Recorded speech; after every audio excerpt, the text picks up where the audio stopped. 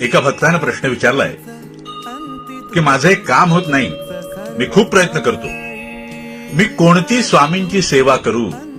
श्री स्वामी समर्थ, अरे बाबा, मी सेवा करतो, मी सेवा करेन, हा भाव पहिला टाकून दे आणि स्वामींचा होऊन जा. अरे मग मेवाच मेवा आहे. खरं तर तू त्यांचाच आहेस, मात्र तुझं जे अंतःकरण आहे ना, ते तुला अडवतंय.